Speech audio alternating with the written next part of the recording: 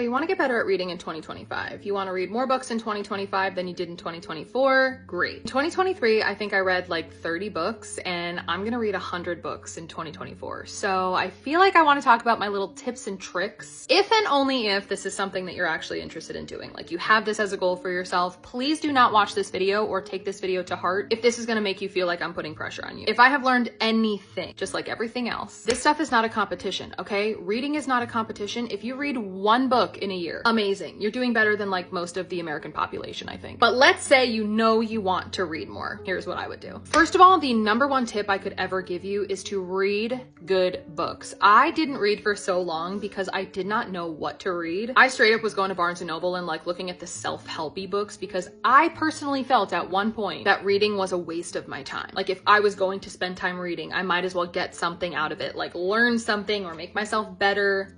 Gross. I literally hate that for me. Reading itself is productive. Reading is restful. Reading helps you take care of yourself and you learn just by reading. So get that out of your brain. Pick books that are actually interesting to you. Don't listen if anybody says anything to you. Like what you read is nobody's business but your own and who cares? It's for you. So I have lots of book recommendation videos if you want to check those out. Now, if I'm being totally honest, the number one thing that stops me from reading is my freaking phone. I'm incredibly distracted by my phone. I go and scroll and before you know it, 30 minutes have gone by and I could have been reading. I would rather have been reading. So I know this sounds absolutely crazy and kind of like a duh, but put your phone somewhere that you cannot reach it. If you want to sit down and read, if it's actually something that you want to do, sit down with your good book, put your phone somewhere else and do not get up until you read a certain amount of pages. Like for me, sometimes I say you're reading 50 pages right now before you do anything else. Everything else can wait. Nobody needs you that bad right now. So that really helps. And once you're in the book, like once you're 50, 100 pages in the book, you want to actually keep going. The hardest part of reading for me is actually starting books. I don't know if that's just me, but that's how I feel. And the last thing that I would recommend you try that I never ever thought I would like as much as I do, audiobooks. Before you start with me, yes, audiobooks count. Audiobooks are books. People read via audiobooks, like